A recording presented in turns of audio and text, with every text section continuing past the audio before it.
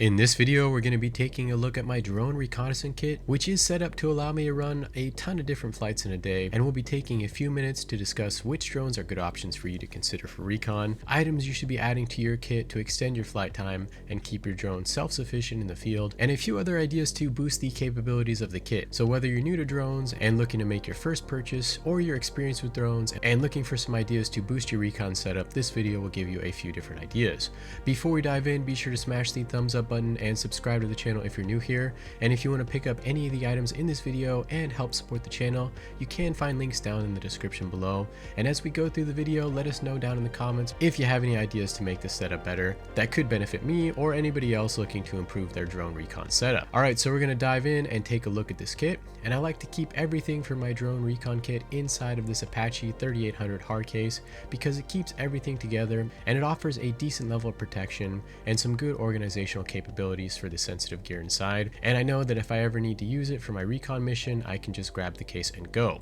If we take a look inside the case, the first item we'll be looking at is the drone. And there are a lot of great options here when it comes to drones, and at the moment I'm currently using the DJI Mini 2 SE, and at the moment this drone is available for about $339 on Amazon, which is very affordable considering its capabilities. But most of what I can say about this drone will ring true for other drones in its class from the $300 to $1,000 range, with the main improvements being better video quality, longer flight times, and increased range. This drone is less than 249 grams, so laws and regulations are very relaxed, so this is a fantastic entry-level drone for those of you looking to buy your first drone, and the flight times are in the 20 to 30 minute range depending on how fast you fly and other weather conditions. The max altitudes that these drones can typically reach range between 100 to 400 meters, so you'll be able to get better vantage points, and a drone flying at these heights will make much less noise and draw far less attention, and the range it can travel can reach upwards of a few miles with line of sight, so you'll be able to travel further and gather a ton of real-time information. A nice step up in range and flight time would be the DJI Mini 4 Pro,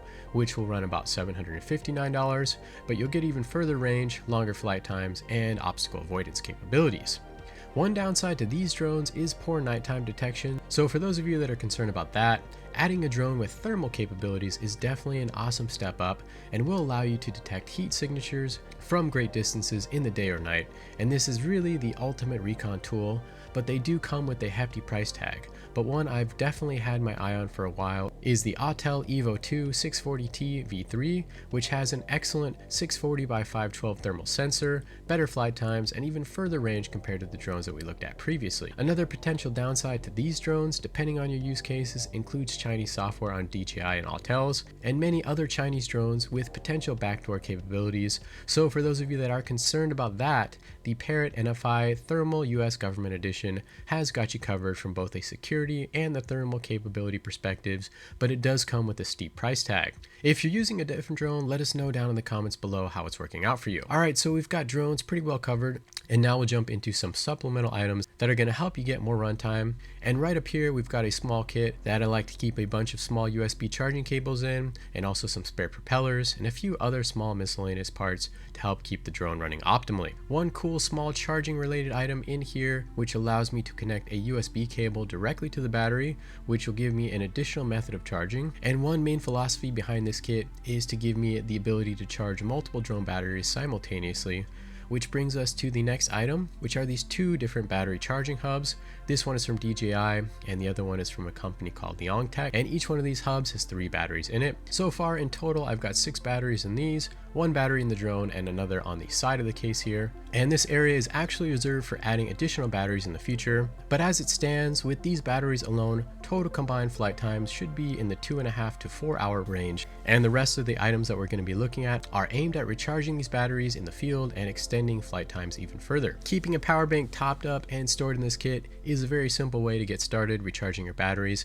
and this is an older charger from Anker, and this is another item that I'm going to be upgrading in the near future to add additional capacity and also faster charging speeds. Beneath these items, I also keep a pair of portable solar panels. I've reviewed a bunch of different portable solar panels on this channel, and if you're looking for some recommendations, I put together a database with my testing results, so there will be a bunch of different options down there. Anyways, I've got 2 different panels in this kit, and this one is a 28 watt panel from Big Blue, and the nice thing about this one is that there's actually 3 different USB outputs, and the other one is a 20 watt panel from Flex Solar, which has 2 different USB outputs. So together with these devices devices, I can charge 5 different batteries simultaneously. So I could charge one battery at a time in both of the charging bays, a battery in the drone, a battery connected with a single battery charging adapter, and also a power bank all together at the same time. So with a setup like this, you can really maximize your sunlight and charge a bunch of different batteries so you can continue to run your drone for as many hours as possible. Alright, so that wraps up the items in this kit,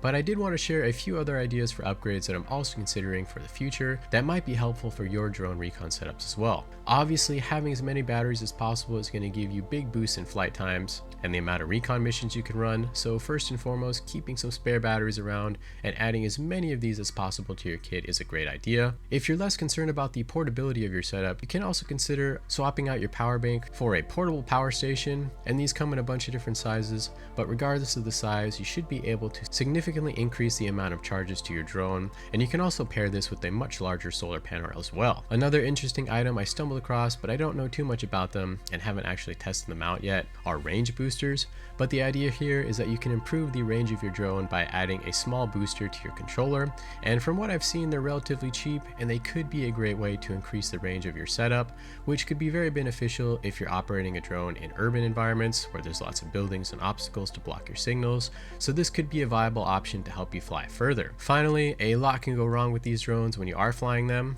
and having a backup drone is definitely worthwhile, especially if you're serious about using a drone for recon. And this way, if something does go wrong and your drone breaks, or you lose it in the field, or if you have to ditch it because you don't want to risk leading people back to your location, having a backup drone might be very critical to performing the recon that you need to do. Alright, this wraps things up, and I hope this video was helpful to you. And if you've got a similar kit, or any ideas on how to make this setup better, please let us know down in the comments below, because as I said earlier, this is a work in progress and there's always room to improve. Thanks again for watching, and be sure to give this video a thumbs up and subscribe to the channel if you're new here.